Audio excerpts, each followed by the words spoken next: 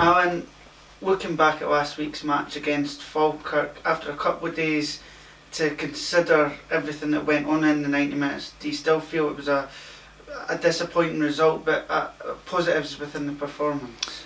Positives, but I think we've got to learn from it as well. When you look at Falkirk, they've consistently been in the top four over the last few years, and really hard to beat. They defend well, and that's what we've got to learn for that. We've got to make sure we defend better, because going forward on our day we're as good as anyone, but we certainly need to defend better as a team.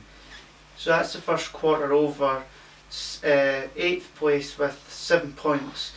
How do you view the first quarter? Is it a slower start than what you expected? No, it's really disappointing. We're much better than that. We've got a lot of good players, but as I said, it's maybe a learning curve as well, stepping up a division, where we've got to realise that we can't get away with making the mistakes we made last year and not get punished.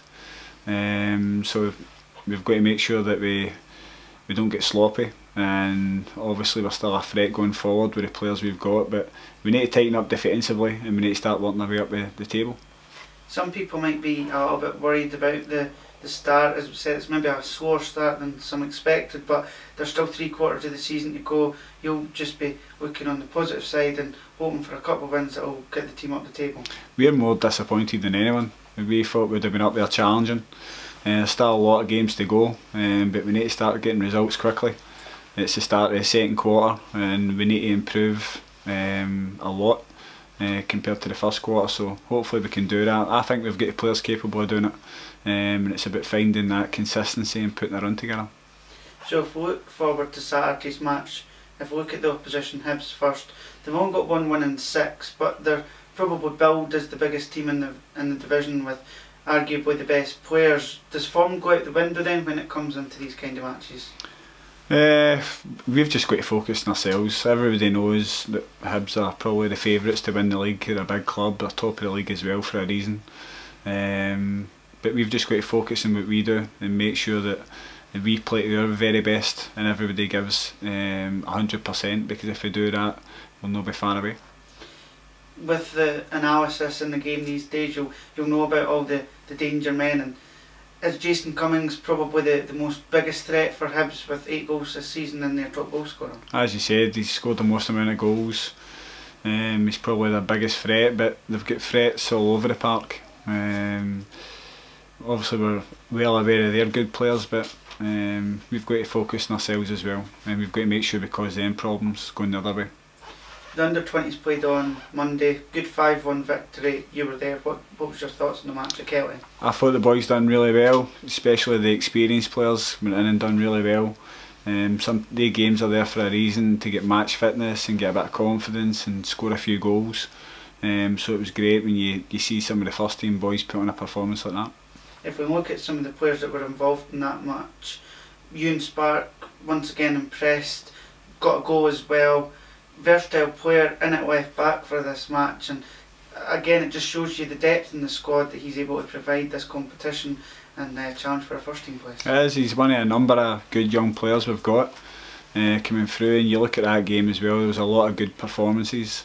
Young Johnny Galloway as well in the middle of the park, impressing again. Scott Lockhead. If you go through the whole team, there was a lot of good performances. And up front, of course, Michael Moffat scoring a hat-trick. A player that struggled to get in the team of late, but it just shows you the quality that you've assembled up front, because he's going out into these matches and scoring goals consistently. Yeah, it just speaks volumes for Moff, his attitude, that he goes and plays in the under-20s and goes and scores a hat-trick, and that's the kind of attitude you're looking for your older players to obviously show the younger players. If we move on to the injuries, Nat Wedderburn played another 90 minutes on Monday. Is he closer to a first team return? Yeah, he's looking a lot better. He's starting to look more like himself. So obviously the ankle injury and his calf as well, so it's good to see him getting closer and closer. Is there any other injury news that you'd like to give us? Yeah, Joe Cardle's been struggling with his knee. He's still going to be out this week. But it's nothing serious, which is always good, so it's just going to take a bit of time for him to recover. And John Herron's getting closer as well with his ankle injury. I see this week that George McMillan's been in and around the club.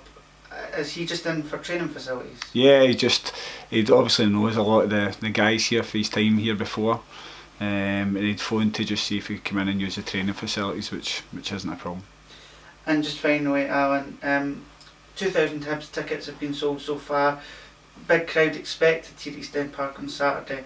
As always, you'll just be wanting the Pars fans to turn out in their numbers and get right behind the team from the off. Yeah, we're disappointed obviously letting them down at the weekend. It's a derby match. There's nothing worse than losing a derby. We took a great support of the game. They get right behind the team, but hopefully this weekend we can get the 3 points from them. Thanks, Alan. Thanks.